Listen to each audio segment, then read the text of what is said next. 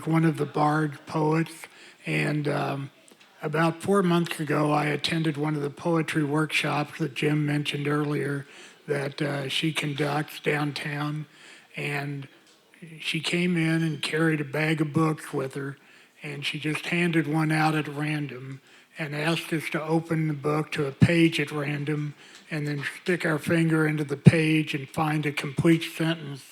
And then based on that, we would write a poem. And Karen Craigo, who, by the way, I think Rex mentioned David Harrison earlier. David Harrison is the current reigning poet laureate of the state of Missouri. Karen Craigo was the poet laureate of Missouri 2 years ago. So we also have a member of our Bard that was nominated for a poet laureate. So I could tell you, Springfield never has to take a step back when it comes to poetry in the state of Missouri. But anyway, Karen and I challenged each other to write a poet from a different perspective. My perspective being an old, fat, white guy, hers being a younger, less chubby white woman. And we came up with this poem and basically dealing with the other, because that's what seems to trigger the book bans. This is called The Other, My Pile of Boulders. I looked at Jorgensen. His position was precarious.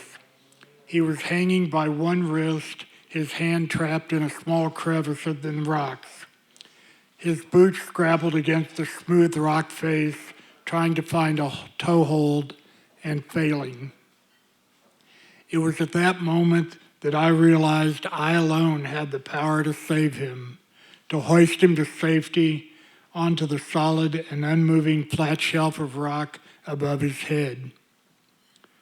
And I then thought of Jorgensen's white Scandinavianness, the vulgarity, the mean jokes, his cruel comments about my family, our color, our language, our food, our smell.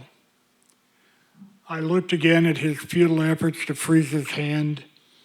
Then I slowly walked away down the path, leaving him to bleach to the same color as the boulders. Thank you.